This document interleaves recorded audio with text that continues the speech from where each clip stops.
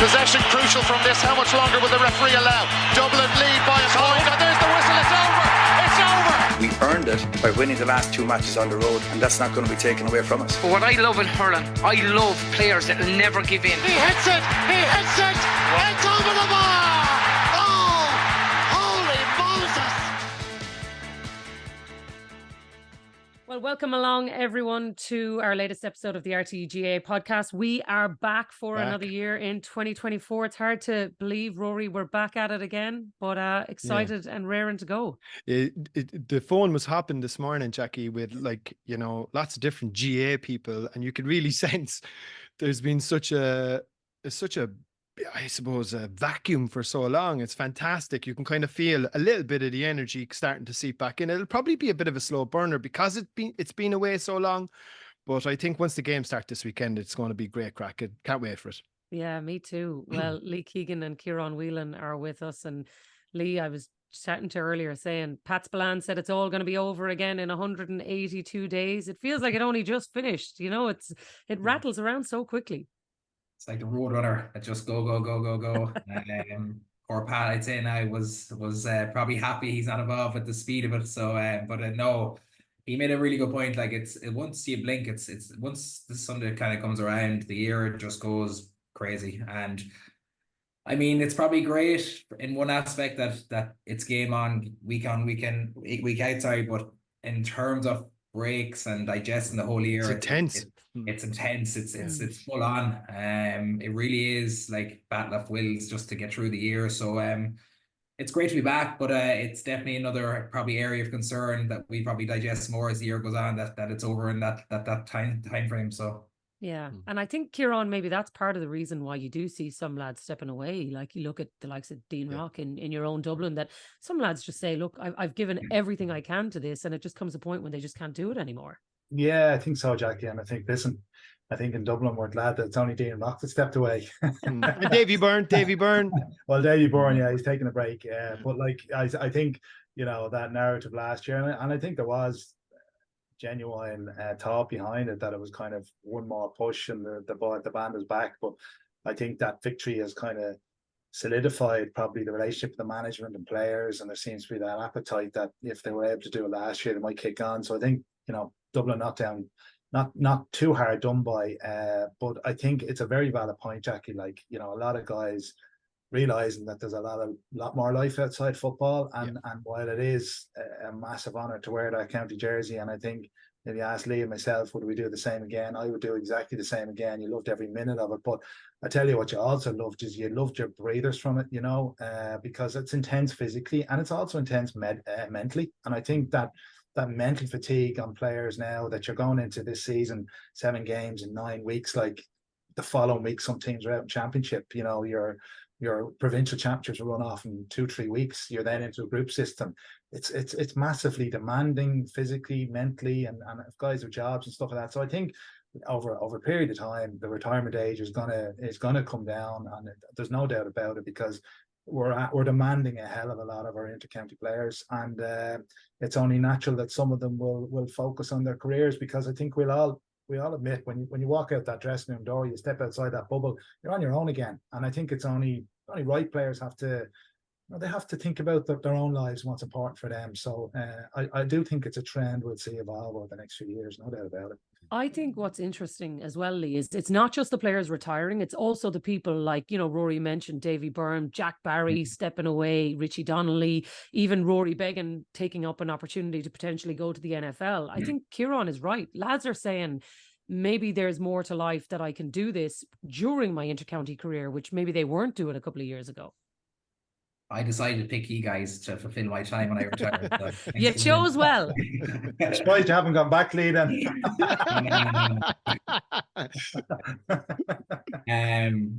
Well, it's funny. I thought about this earlier, Jacqui, and it's there's a certain element with certain people that walked away. Like you mentioned, there's Richie Donnelly, Jack Barry, Dean Rock, and say Davy Byrne. I know Dean is retired, but I thought about this in a logical way. Them guys have nearly fulfilled a career because they've all earned medals. So it's probably an easier decision in terms for those guys to walk away and say, you know what, I've got my time in my career. I have a medal in my back pocket. It's a pretty easy enough decision for me.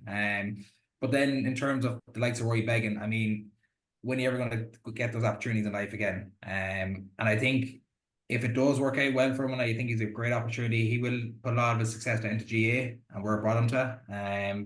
So I mean, the reality is, and I do agree with Ciarán, I think the retirement age will become younger. I think the demand on players, because it's not just inter-county we're looking at anymore, it's the club season now is constant. Like we're on about the Glen Bridge game of the weekend. Those guys are straight back into inter-county football straight away for a lot of them. So I mean, it's constant. And I even know clubs back home in Mayo, they're already back training, and we're not out until April. So there's huge demand across the board, be it club or inter-county. But in terms of those guys walking away, there is so much more to life. Jack Barry's gone traveling. I know Richie has his own business. Rory's pursuing a new career. So there's so many different avenues for guys outside of inter-county football, and now they're starting to realise that. And as I said, the time span is getting shorter for their careers at the moment.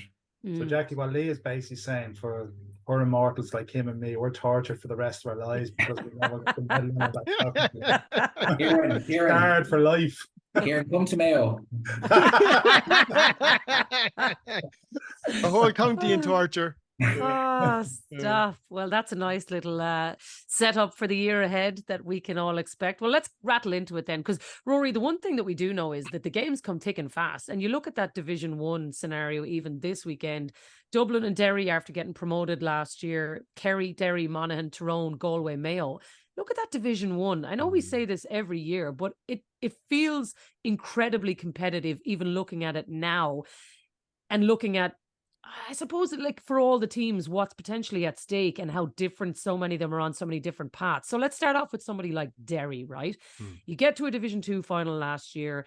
Things are going really well. You get to an All-Ireland semi-final. What more can Mickey Hart get out of this team, given that that was the biggest managerial move of the winter? And could he potentially deliver an All-Ireland that starts in the league and they get off fast and running this year, like maybe a lot of people expect them to? Getting off fast and running, I think, is going to be a challenge, given how many Glen players are in that, would potentially be in that starting 15. They, like you would imagine, they're at least going to get a week or 2 weeks off. I mean, and look, the whole county, I'm sure. Derry clubs have won All-Ireland clubs in the past. Like they've a very healthy club scene. So look, I'm not going to say that Glen winning it is going to bolster the whole county and drive them on to win an All-Ireland at senior inter-county level. But at the same time, I'm sure it does give a boost to people's football fortunes and their sort of general outlook heading into the new season. In relation to where they stand under new management, I think the jury's very much out on that, Jacqui. I'm not so sure at all. I like Damon Fitzmaurice wrote a really interesting column. He about 2 or 3 weeks ago, where he made the point that he think they could potentially regress. Now, it's going to be very, very interesting to see how that plays out in real terms. The air gets thinner. They've obviously worked their way up the leagues. They're now, playing Division 1 football week in, week out. It's going to be pretty tough for them. Last year, obviously, they were like in Division 2. They won it. They got to the final in the end. They beat Dublin along the way. But they're going to meet that challenge week in, week out with not a very big squad. Like they tend to go to the same olds. He doesn't flesh things out. Well, they certainly didn't under Rory Gallagher and Kieran Mina after him. So I think they might find it challenging. The only thing that I think might play in their favour is I think a lot of the other counties no different to last year. And this is where the calendar will probably come into play in terms of the managers that have learned best on how to apply the lessons of 2023, is that a lot of the teams, like the runners and riders for All-Ireland success, I think they might be quite shifty in terms of what, like you see it already with Dublin, for instance. They might necessarily pull out any of the older stock until well into April, maybe, So look, I think there might be an opportunity for them to potentially make a league final, but I think in the overall scheme of things, that could turn out to be a false position. I understand that, Ciarán, right? Because Rory's right. Some of those bigger teams, they might decide, look, we don't need to give the league a rattle, and that might play into their hands. But for somebody like Derry, if you are coming in under new management, surely hitting the ground running early in Division 1 is actually what's going to set them up for success. It's exactly what they did last year, and that's why they were so successful. Yeah, I suppose, listen, what's the ask of Mickey Hart? What's his... Get to a final. At least, isn't it? Would it be? I think it's to deliver an All-Ireland final, or deliver an All-Ireland in my view, because That's what I would have thought. Yeah, because Derry are Ulster champions, they're back Division 1. Now the thing about Derry were probably one of the most organized teams in terms of their structure, in terms of their set plays, in terms of how they played the game. They were very, very rigid defensively, and we know how they evolved that offensively last year. And it was prevalent there on Saturday night, even against Donegal. Donegal sat back deep, and it just played into Derry's hands to just pick them off, even though it was a week. It wasn't a great Donegal side that was playing. So I don't think he will change a whole lot. I don't think he can afford to change a whole lot, because I think if he does go in and try and tweak a lot, it could backfire, because there is an expectation that they're at the top of the ladder. They've one or two more rings to get, and he can't take that risk. And there was certainly, from what I could see even on Saturday evening, there was very, very little change to the Derry game plan. And I think he's probably coming in hoping that he can maybe develop a couple of 3 or 4 more players. And Bradley's gone back in to try and get that little bit of depth and to kick them on. But you're 100% right, Jacqui, in order to get buy-in in that group, because there's no doubt that, it's the equivalent of Pat Gilroy or Jim Gavin going down to Meath. There's no doubt there's a cloud there that people will only be looking to, burst if things go against them. And I think Mickey Hart, in his nature, wants to win every game. You can see that 11 players, I think, played the other night. They will be very competitive in the league. He'll be bringing the Glen lads back in. He'll be trying to instill that belief, getting buy into that culture that he will deliver in All-Ireland. And in order to keep that and build that sense within the dressing room, they've got to be winning games. So I think they approach the league in a very different manner. Like look at the league in its overall context. It's a fantastic competition. It whets the appetite, loads of great games. But does anyone really care who wins it? In Division 1. No, in Division 1. Absolutely. I'll tell you who would care, though. Derry would care, because if they did win Lee, that's a game changer for them, because the only way for them to have a better year than what they had last year is that for them to win some. Yeah, but I think if they won the league and they landed on their arse and Look at Mayo example last year. What's categorized as a good year? Then win a league or going out the way they did against Dublin. And I would say up here that was probably a pretty poor year overall, because everything's based in championship. Yeah, it's great winning the league. I understand, but they'll take a lot of learning from last year. That I think the biggest thing for Division 1 teams, because there's not really a lot of a consequence regardless, because Division 1 and Division 4 are fine. You're in your respective competitions regardless. But the thing with Division 1 is you need to start hot. So your first 2 or 3 games are big for teams.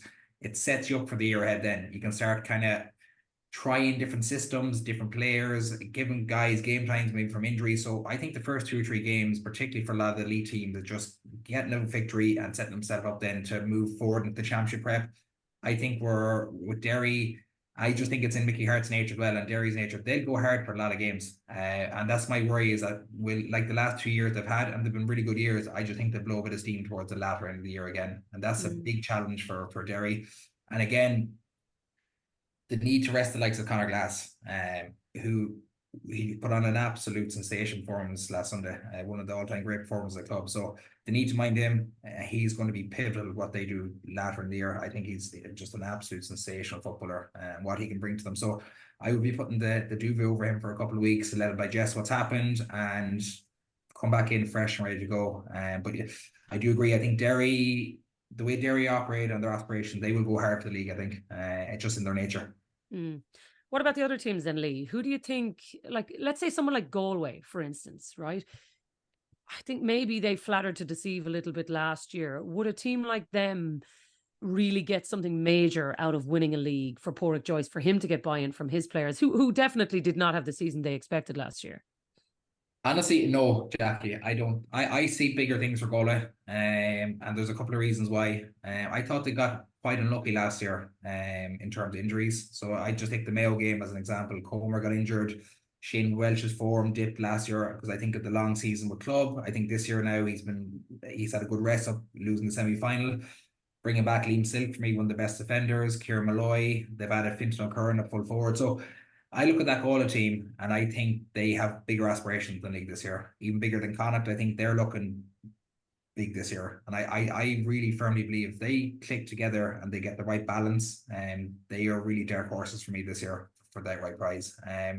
There's too much there, and I think it's a good point. Look at the age profile. You know, Comer and Shane Welsh in particular. They're not kids anymore, Lee, not spring chickens, no. And that's the challenge now. Can they get those two in particular playing well together? I'm yet to see them firing all cylinders as a collective. Those two I'm talking about, because they're brilliant individual footballers. I mean, they're ranked really high in terms of elite or top forwards, but I would be really worried if those two in particular click together and the damage they could do to the teams going forward. So I think Port Joyce is under a little bit of pressure this year to deliver something big. I don't think a league or Connacht's enough. I think he's looking at a bigger picture than the track.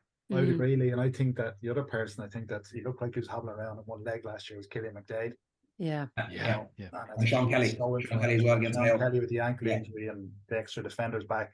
I think they're bigger fish to fry even than the league. And I think they go to London the week after league final. That's correct, yeah.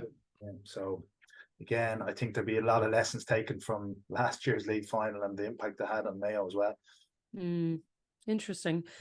What do you think then, Rory, about at the other end of it, right? I mean, write Monaghan off at your peril. Yeah, well, I'm never backing Monaghan for relegation. Never backing Monaghan for relegation anyway, that's for sure. Who's under the most pressure, do you think? Well, we say it every year. I mean, you're about to be right at some stage. You never learn. Yeah, like they're finding a couple of players again. They've had a pretty good track record in underage competitions. They've been making Ulster finals at 20s and minors levels, and they won a couple of Ulster under 20 titles, I think, not in the not too distant past. So I think like they'll find they just get the most out of themselves. I think maybe the only issue is the leadership that begging out of the dressing room that's leader. And then you've also, and I know Ciarán Hughes, while maybe not a guaranteed starter for Monaghan, just in terms of the leadership that, again, the Hughes brothers in general brought to that Monaghan side, I think that could impact them. Look, I think it's a three-way scrap at the bottom if that's how it pans out, if all teams were going full tilt between Monaghan. I think Roscommon will potentially struggle. And I think Tyrone are going to be right in the mix for the trapdoor. Well, since they won the All-Ireland in 2021, Lee, they have not performed at all in the championship. They picked the right year to perform in, yeah. Yeah, sorry. No, I agree. I probably would be concerned with Monaghan a little more this year. I do think begging his influence on that team. Manzi's another year older. They know they can't get too much more out of him. At least he's committed to playing, though, you know. Brilliant leadership. I think that's really important for them. But they lost a really hot forward that's gone to Australia. Is Gallagher, is it? So that's tough on his own. Ciarán Hughes, again, big leader for that team. So then I look at Tyrone. I find this fascinating. The turnover of players since 21 is ferocious. You have Sludden is retired. Ronan McNamee is gone. Obviously Richie Donnelly's taken a year out. Matty Donnelly injured, isn't he? Matty Donnelly may not come back. I mean, that's some turnover of high quality players, and you take the year before as well. You'd wonder why was there. This is what I think. Maybe there's a fulfillment that All-Ireland was enough. Job done, box ticked for a lot of them. Maybe and that's only making an assumption, but I would worry about them in terms of what style or system is going to work for them. And they were pretty ponderous for the lot of year last year, I felt. Well, they got annihilated. They got absolutely annihilated by Kerry in that quarter final. And I mean, Kerry were giving it the whole Yera and, the whole Pishogues and it's Tyrone. They absolutely made mince meat of Tyrone. I think we're waiting for a kick, Rory, from Tyrone. Like, I suppose we probably fell into the trapdoor of the performance against Donegal, but then we had to realise Donegal were pretty ponderous last year as well in terms of where they're at. So I think we kind of fell into that trapdoor thinking Derek Hannivan's going to save them, Rory's going to save them, these kind of leaders, and it just didn't work for them. So I would see Tyrone definitely in the bottom half based on what we've seen last year and based on what's happened since as well. Losing back to me is a huge loss. I mean, he's one of the top fullbacks out there. So in terms of leadership, they're going to have to ask a lot of young guys to step up now for league. Well, that's Division 1. So much to look at in terms of that. Just in who's going to win it, who's going to drop down. You can just not pick that. But if there was one division that you would not want to be in, Division 2 to me, Ciarán is the one, because I think every year we say, it's the most competitive one. And sometimes it does feel like it's just lip service.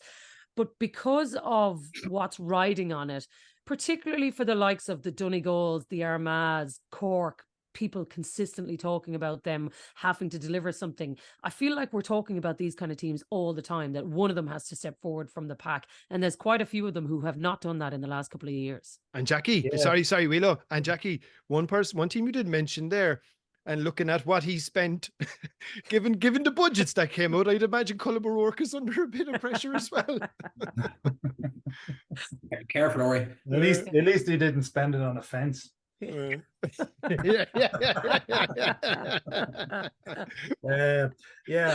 Like Division 2 is really where it's at, because you're, I suppose the trap door of finishing 6th potentially can get you caught depending on the provincial championships and that sort of stuff. So it's, and again, Lee spoke about getting the early points in Division 1. It's so important in Division 2. And when you look at the teams in it, you look at like Donegal, we know they will be extremely competitive. They have a lot of conditioning work done. We know what Jimmy McGuinness brings to the table. Can he do it in that short space of time? I think they will be extremely competitive, and I think they will have ambitions to go back to Division 1. And you can see, while they're missing a lot of their key players the other night, everybody is back. Everybody is back wanting to wear that county jersey. And when you actually go through some of the players are missing last year, they do have a lot of quality, and you can see their conditioning is good, their work rate is good. He's trying to just implement a few basics to get them back to a certain level. And I think they'll be extremely competitive in Division 2. And I think along with them, you look at Armagh, and Armagh appear to be in the preseason keeping their heads down a bit, low profile. They kind of baffled to deceive last year a little bit, but at the same time, they're very close to taking out Derry in Ulster final. Could have taken Monaghan, lost them to penalties twice. So, but even the Division 1 games that they lost last year, Ciarán, they lost 4 of them by a point. Like they did, yeah. They're very unlucky.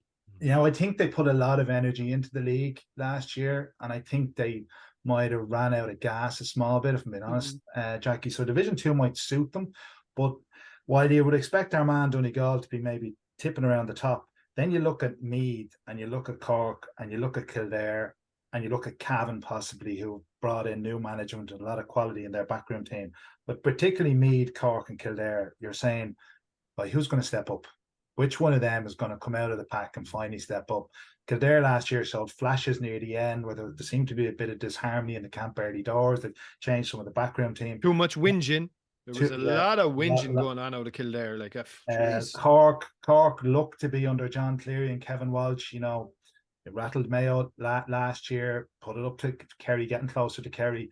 Are they ready to come out of the pack? They've a good few quality forwards coming into the mix. If they get O'Mahony, Chris O'Jones, the Castlehaven boys back in, is there a bit of quality there? And then Meath, they're coming from the Tailteann Cup with a bit of momentum behind them. So Division 2 is intriguing. I think Louth and Fermanagh are the ones for me that could struggle. Louth obviously got momentum last year under Mickey Hart, but I think if you drill into, I know Jared Brennan's gone down there, but did they overachieve? They got it badly wrong against Dublin. Dublin wiped the floor with them. Kerry gave them a bad beat in the end of the group stages. Maybe they overachieved last year, and I think they might find the pace too heavy. So Division 2 is going to be fascinating, I think, and it's very, very hard to call. But if I was to pick it, I'd be saying that I think Donegal will come up, and Armagh stroke Cork would be with the two that I think could be thereabouts. I think there's a lot of pressure on teams there, Ciarán, to be honest. Like Kildare for me is such an inconsistency over performance from back to back. Like Joe, I felt that, I know we're looking league, but like in their championship they beat Roscommon. I think that kind of covered a lot of their cracks during the year. Like they need to be far more consistent for the pool of players they have. I think that's something they need to look at. And Feely was very adamant about the same thing, with the same message, that they have to be performing week in, week out.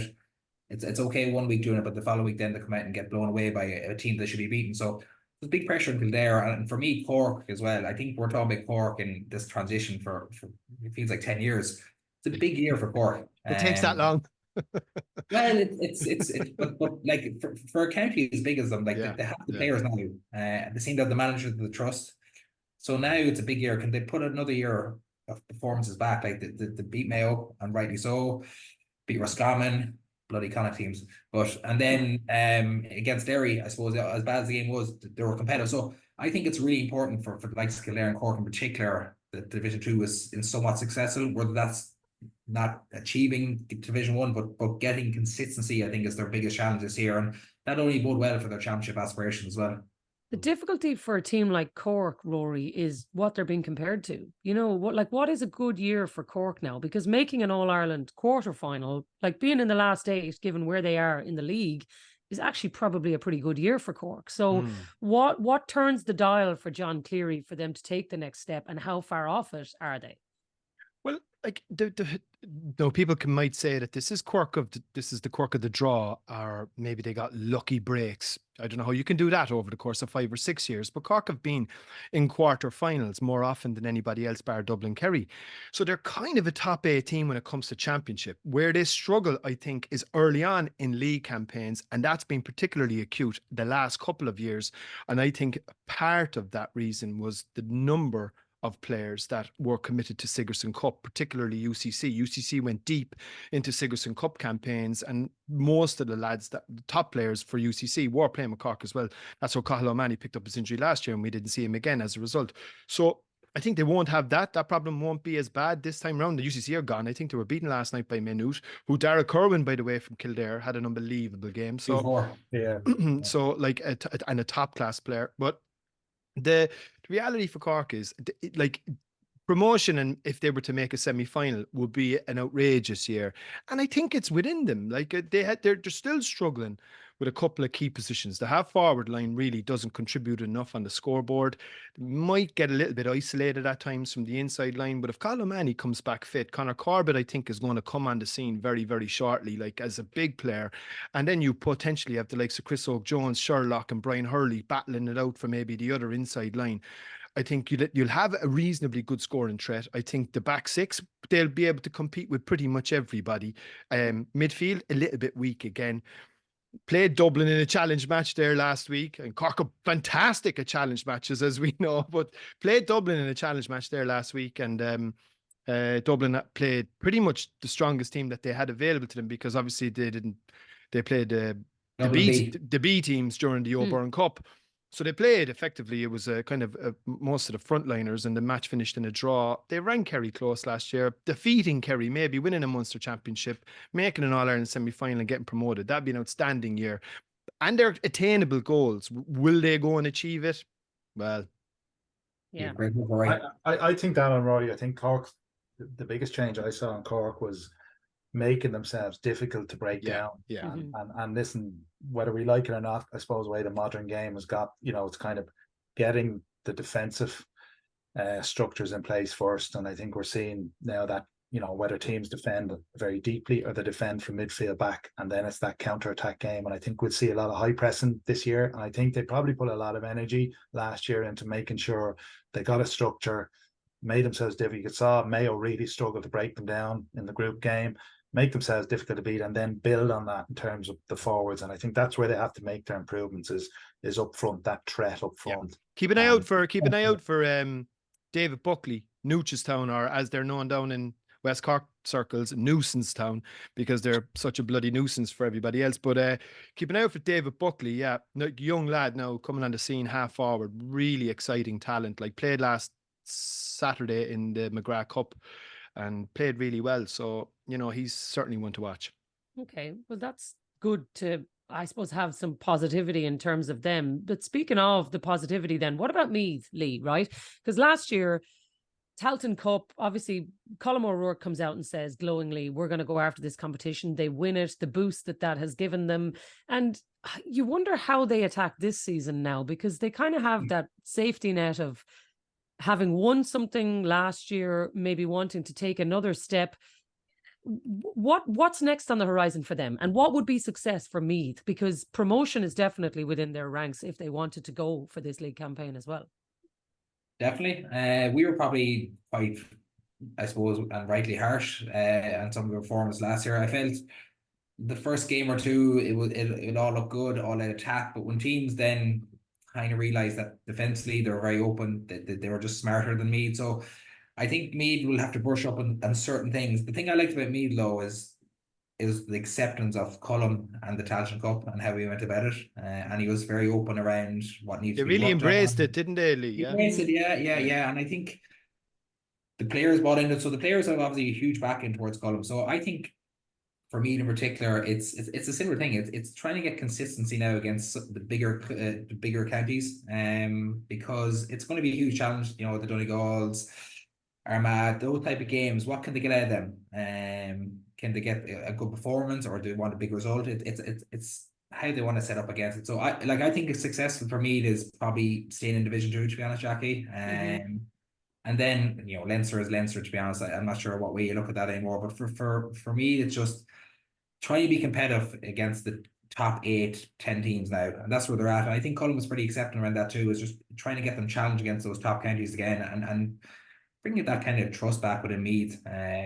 Bit of a kind of slow burn in the last couple of years. But similar to Clare, they're very hard to figure out from year to year or what they're going to do. But again, they have a pool of players that they should be able to call upon and really go at teams. So I think Cullen's a lot to work with. It's just, I think it's trying to find a system now that's going to probably get them to compete against some of these elite teams and such. But success for me, I think, is hold down Division 2 and try and be competitive elsewhere outside that, and not take some of the hammerings they probably did last year against some of the bigger teams. And give the Dubs a good rattle as well. They need to. They really they need to put it up to Dublin. Yeah, you know? that's like that. They take massive beliefs. And like it's not I know it probably sounds like a belittling achievement, but they have to. That's where they have to get back to, is within a certain scoreline or something, just to give them something, because every time they're going against Dublin, it is a royal hockey. Sorry about the pun. Sorry. But, Yeah, and it generally has been, and thank God for Kildare running Dublin close last year, because otherwise the Leinster Championship would have been farcical again. So I think everybody wants Meath football to be on the rise. The team that they beat in the Tailteann Cup final last year, Down, are starting the year in Division 3. You've got Antrim, Clare, Down, Limerick, Offaly, Sligo, Westmeath, and Wicklow. And again, I think Rory, Down are one of those teams that last year we thought Conor Laverty had done an unbelievable job with them. We thought winning a Tailteann Cup would actually be a big step forward for them. You would feel in a lot of ways that they have to have another big year again this year, and progress needs to be beyond the Tailteann Cup for them if they are going to feel like they're going somewhere, because that's a competition they easily could have won, and you would have felt like it would have been another step forward in their development that we have been talking about for a couple of years. I think there's a couple of different competitions that they could go after. Obviously the league, I mean, I think they'll be between themselves and Westmeath will be potentially the favourites to come out of Division 3 and certainly contest the league final. I wouldn't see anything wrong with them harbouring ambitions to go and attack the Ulster Championship after that. And their realistic ambition at that stage, given the way the divvying up of the Sam Maguire places is going to fall now, with Meath having taken that Tailteann Cup spot, the chances are the winners of Division 3, as in the Division 3 final, could be the most amazingly consequential final in the history of league finals after them trying to get rid of them, given the fact that the winners of the Division 3 league final could potentially actually get into Sam Maguire as a result. And if that was the case, there's an unbelievable season there for Down. He just needs to build on it. I think what you're going to have when you go in when a county's at a really low ebb, and a county with the kind of tradition and history that Down have, you're going to have low hanging fruit, and you're going to have a couple of easy wins. Now it's where they need to push on from here. You know, look, I think they do have a really strong club scene. Kilcoo went out early. There's a good few players back. Laverty is it a second year in charge? I think it is. It's second year. Yeah. So So look, I think there's loads for them to go after. You know, look, whether and what kind of style of football will they play? Will it evolve? I think losing that Tailteann Cup final last year was a bit of a kick, but at the same time, if you looked at it on league positioning, maybe it went to form. And I think they could be one of the big talking points of the year, given the amount of things that they could potentially go after. I think that's an interesting point, Ciarán, that Rory makes as well, given just what has happened with the Tailteann Cup and the position that the Division 3 final might end up having. If you're Conor Laverty and you're thinking, okay, we might have a crack at being, yes, the Ulster Championship, as Rory said, but also potentially being in the Sam Maguire, that's a big carrot for them. Yeah, absolutely. Jacqui, like I'd say and I suppose that's one of the downsides. It's a little bit uncertainty around it. I think, depending on who gets them into finals, like you'd expect Clare might get into, or someone might sneak into a Munster final that could possibly rule out one slot, and you just don't know what's going to happen. So it's it's a little bit unfair on the Division 3 teams that they can go so well and still not get a reward at the end of it. Like you'd also put in addition to Down, you would expect like Westmeath last year, Fermanagh and Cavan came up, and maybe Westmeath having that slot, pulled up the handbrake a small bit maybe in the league, and so they just took it off the ball. And when you look at their performance in the group stages, they were outstanding. They were very, very good. Now I do think, like everything, I have my thoughts about the length of the season and the games every week. I think you're going to see that was one of the fascinating things about the group stage, is that there was a little bit of inconsistency and up and down in form in some of the top teams, which gives the chances of Westmeath to compete, and they've done that very, very well last year. But I think they have to now go up, because like, what's a step back if they don't go up? They're back in the Tailteann Cup. What have they achieved? So if they have to see themselves as a Division 2 team, and I think they're going to push hard. But I think behind them you're looking at Sligo, bit of momentum last year. Clare obviously have lost a few players. Antrim put up to Meath in the semi-final of the Tailteann Cup, well organised on Randy McEntee, Offaly, and then you've Wicklow Limerick. So it's going to be extremely competitive, and really you're going to have to win probably six out of your 7 games there to get promoted. So it's going to be an interesting battle. But I'd be going, I think, Down and Westmeath are the two that have to kick on. Yeah, we have a great Mayo influence over Sligo, so back in the Kevin Laughlin's involved. So what's he doing, Lee? What's he doing with Sligo? Coaching? Coaching, yeah. So like, to fair, they have a really young squad. He's obviously seen something there that has appealed to him. Like, so I expect Sligo to be challenged in some ways. And you look at them last year as well against Clare. I know people laugh when I said that they gave Clare a good game. They actually drew them in the group game. So albeit then Dublin took them back a peg or two. But Division 3 just a bear pit as well. There is that. I agree with Ciarán. I think, for Down and Westmeath, if their aspirations are to really progress and they do really well in Division 3, not to get Sam Maguire, it's nearly a bigger kick in the arse a little bit to not be in Sam for putting so much into the league. So, but those two teams on paper, they look the strongest, particularly Westmeath after the performance last year. I expect them to really challenge us here and go at Division 3, because they would have been very disappointed with winning Tailteann, but then the performance they put in Division 3 last year. So I suspect they want to right them a few wrongs from last year. One of the teams you would have a big question about, though, Rory, is Clare, given, the vacuum that must be existing after Colm Collins leaving. A figure like that, who has literally led the county to more success than they could have imagined. It's going to be very, very hard for them to restart and try to, like as Lee described it, as a bear pit. That's probably the way it's going to feel for Clare, because this is a hard one for them to grab the momentum of and try to keep going back, swimming against the tide in a way, with lots of retirements as well. Yeah, and lads taking years out. Did I see Owen Sexton or Keelan Sexton? Keelan Sexton has gone for a year. Cathal O'Connor's taken a year out. Podge Collins retired. Sean Collins, Cullum obviously. Keane O'D. I mean, like, I think that's something in the region of maybe 9 or 10 players that have either retired, take a year out, or have just decided they don't want to play. I mean, it is extraordinary. Just and there's kind of echoes really of when Conor Coonahan left Cork back in 2012, when a manager goes and the whole culture could potentially fall apart, and it takes you years to recover. Like, the reality from a Clare perspective, they're a fantastic jewel county. Like, they love their hurling and their football, that people tend to forget that. Like, they were in Croke Park last spring, Jacqui, putting it up to Dublin.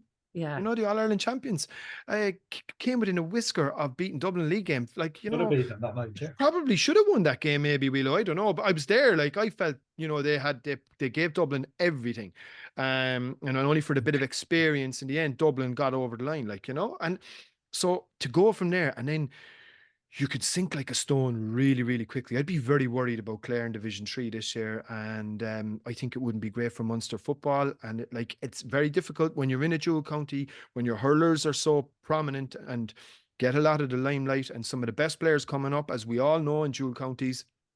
If there's a choice, they will pick the one that they have the better chance of success and the one with the bigger profile. And that's unfortunately the fact in Clare. And, look, worrying times for Clare football. You wish them well. Last word then on Division 4, lads. You've got Carlow, Laois, Leitrim, London, Longford, Tipperary, Waterford and Wexford. Longford coming off the back of back-to-back O'Byrne Cups, you know, like Ciarán, it doesn't get any bigger than this. That'll be a nice little starter for the year for them. Yeah, and you would expect them to be one of the favourites. Watching there the weekend, and after a nervy first 10 minutes, there could have been 3 goals down, but they recovered and they made life difficult for Dublin, and they were very, very good on the counter-attack. And you got to feel disappointing relegation last year. Yeah. Got the bit of quality in them. You'd expect them, and I would probably think Laois to be knocking around with them as well. Like Laois imploded in the top cup, I think, semi-final against Down, but you know, Justin McNulty's gone back in there, and you would expect he's got ahead of the curve. He'll have them well conditioned. What about London beating Mayo last week, Lee? I'm just going to mute the call for you. And I wouldn't mind it. Yeah, I think I could say Longford and Laois for me. Yeah. I don't have that historic moment where they beat us. I was nearly there in 11 when it happened. So actually, I think there's I think there's a bit of pressure on Andy Moore this year to big time league-wise for Leitrim in particular. I know there's a huge focus last year trying to get promotion, and they missed out in the last day, and then obviously having New York beat them then historically in championship. So I think there's a bit of pressure on Andy to deliver a bit this year.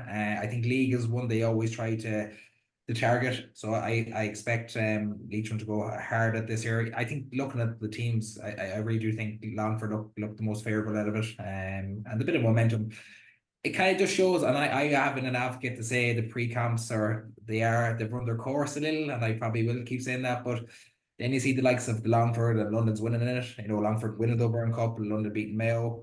I can see how it gathers momentum a little bit and bodes well for the league. I would still like to see them eliminated personally, but I can see the other side as well, the favouritism of it. So, but for me, I would say Longford a bit too strong for a lot of teams. I love to see London go on a run as well. I really would. London are after getting a couple of players in. I think they've gotten 4 or 5 key, very, very good, high quality players in, which will make a big difference. And I heard Rory not been smart, but the game against Mayo, they look well conditioned, really strong. And I was really impressed with their fitness levels at that time of year.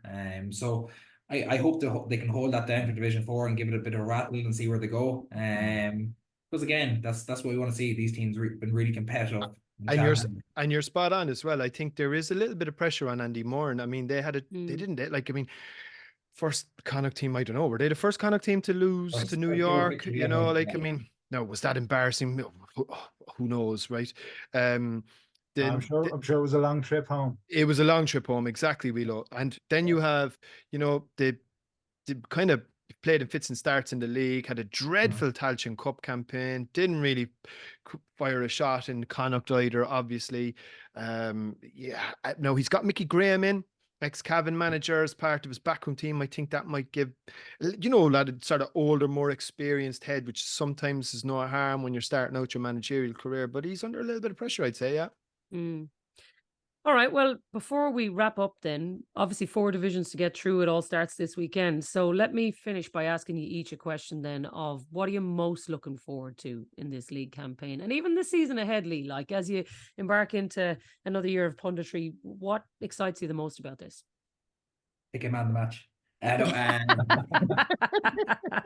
I look forward to the box office TV between yourself and Sean. I'm looking forward to seeing if teams can adjust to the typical style we're looking at the moment. I think there's a certain style that a lot of teams are set up with. I really hope there's a bit more progression in terms of can teams break down that defensive style with a bit more attack and progression throughout the league and championship. I think there's scope to do it. And I'd love to see teams with a bit more risk and heads up football than this kind of lateral back and forth, the boring style that we've come accustomed to it. So I'm really hoping we get a bit more entertainment factor, but I'd love to see a bit more attack and flair from some of our best players this year. And I really hope some of them take that risk approach and we'll see some of the best football hopefully played. An unlikely wish, but I'd love to see it too. I'll double down on it, But yeah, you have to have a bit of hope about something. I'm with you. Aspirational. I like it. Ciarán, what about you? Yeah, I kind of share Lee's views, but I suppose, Jacqui, I'm watching probably 10 years of predominantly defensive football, so I'm probably not maybe as optimistic that we're going to see such a radical change.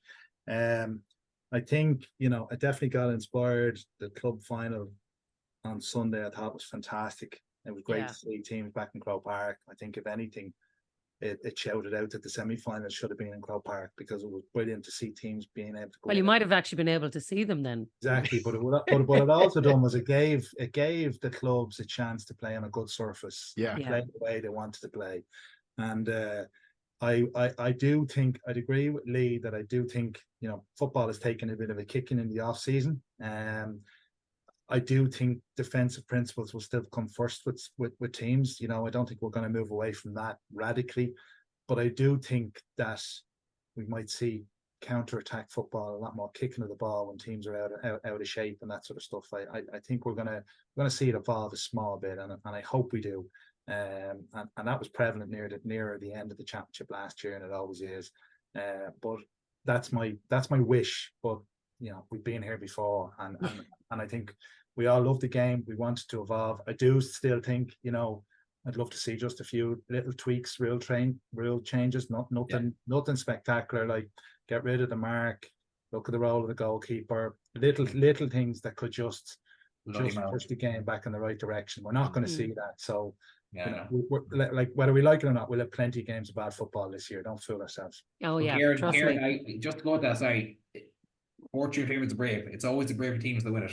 Yeah. The bravest team, because they went at certain things last year that other teams were afraid to do. I know it's dumb, but you need that bravery as well in certain aspects. And I think teams adapt that a bit more. We might see better games, better spectacles, and more teams been really close to taking Sam aware. I think one of the interesting things will be as well that you always talk about new managers and they want momentum and they want buy-in culture and they want to get their ownership, they want to get up and running. But the managers that there were last year will have learned a hell of a lot about the season and how the season unfolds and the challenge physically and mentally. And it's going to be interesting to see how in the second year, how some teams have learned from last year and how they might approach it, because it's very challenging from a training block perspective, a conditioning perspective. You don't know what direction you're taking. But I just, I know Kevin McStay spoke there in his press conference, and he spoke about the challenge of coming out of the group system in the back of the Cork game and getting up for Galway and then having to face the Dubs, and those 3 games in 2 weeks, the mental fatigue it took out of the team. And I'd love to know when Mayo sat down and looked at the year last year, I'd say they learned a hell of a lot from it in terms of how the year flowed for them. So I think that balance of new managers versus managers that have been through the new season per se is going to be an interesting dynamic how it evolves. Very interesting stuff. Last word to you then, Rory. What are you most looking forward to? Well, I think it's a really interesting point, that just in terms of how the calendar played a role last year and what managers and players and backroom teams will take from it. Is it a coincidence, for instance, that a team that sort of tipped away in Division 2 won the All-Ireland last year? Is that a coincidence that, they weren't having, pedal to the metal from day one in Division 1, playing against the best teams in the country and all of the sort of psychological and physical pressure that brings? I don't know. It goes provincial too, Roy, though. If you look at the top teams, the provincials aren't competitive for some of the... So take the Dublin's Kerrys, for instance. They could nearly muddle away through a lot of the year until the real business ends, so they can be fresh and then go at it, where I think other teams just don't have that luxury. That's true. That's the challenge for them in some aspects. So I think, like, take the Mayo example. I think they went too hard too early, and the candle burned too bright for the early stage. It just burnt out towards the end, and I think they got caught. So I think Kevin will adapt and learn from what happened last year and try to. You might very well see the case where teams are happy enough to consolidate in divisions. They might just say to themselves, "Look, let's just win our home games. We win our 3 home games or our 4 home games. We're safe, and let's not worry about traveling all the ways up to Donegal on a Saturday and like a 500-600 mile round trip and expending loads of energy and risk picking up injuries, and then on a bus back down for another 4.5-5 hours and your very first day out." It's very hard to say still how teams are going to actually, I think, how teams are going to play out on that side of it. But I think the big thing for me, you ask what I'm looking forward to, like every good Cork man, Jacqui, I'm really I'm really interested about Kerry. I think this is a big year again for Kerry. I know they won the All-Ireland 2 years ago. No, they beat Dublin, but that was a Dublin minus a couple of significant key figures. They came up against them last year. It was a game that they probably feel to this day that they should have won, could have won, but didn't. That usually means a serious winter of discontent down there. And I think David Clifford's 25 now, won All Ireland. You know, it's funny how the years go by so quickly. Isn't it amazing that we talked up Cork in this podcast? Rory had to finish with the year. I love it. I love it. In the All Ireland, you know what I mean? Rory, you just line it up. Yeah. Well, I didn't know that question was coming though, Jacqui. You still found a way though. I love it. First podcast of the brand new year and off we go. Let's wind them up. That's it. Well, look, if that's a sign of things to come, I am going to be looking forward to this season. Lads, thanks a million for being with us for our first episode of the year. Here's hoping we get a cracking weekend to kick it all off, and we'll be back next week to review it all. Thanks a million for listening, and we'll talk to you soon. Lead by a point, and there's the whistle. It's over. It's over.